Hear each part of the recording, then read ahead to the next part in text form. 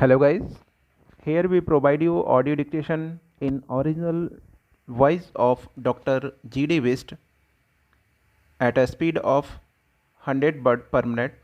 If you want more these type dictations at a different speed of all books, Hindi or English, then subscribe, like, share or comments also on my channel, and lot of thanks of any kind of suggestion. Now ready?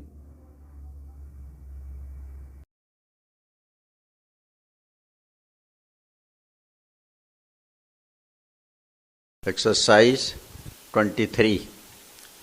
But according to the medical evidence, injuries on PW2 were caused on the evening previous to the morning of June 24.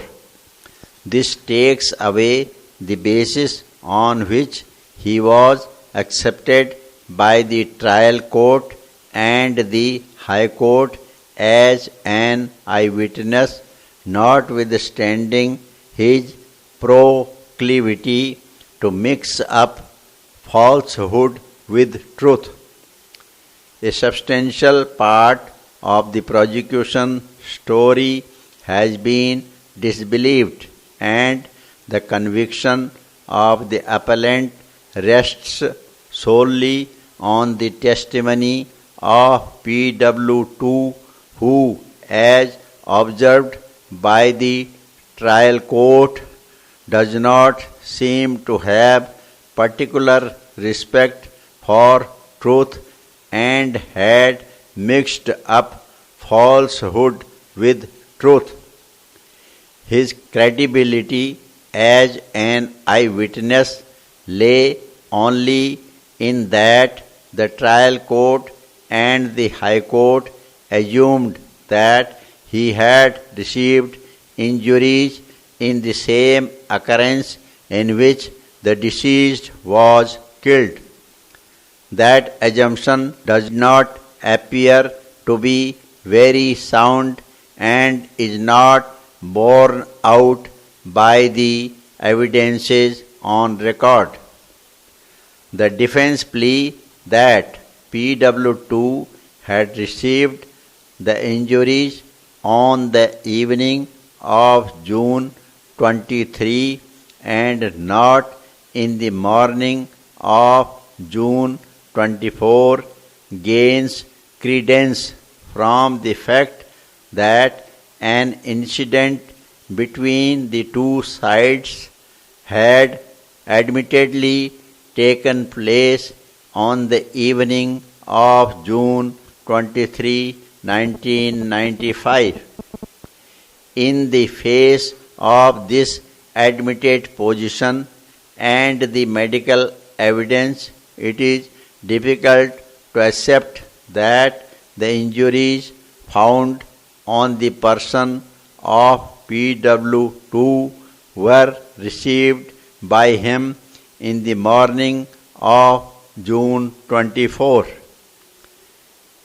From this, either of two inferences would logically follow. 1. PW2 was not present at the occurrence in which the deceased was killed in the morning. The occurrence in which the deceased was killed did not take place in the morning of June 24, and he was not killed in the manner as suggested by the prosecution. Both the inferences are equally damaging to the prosecution case.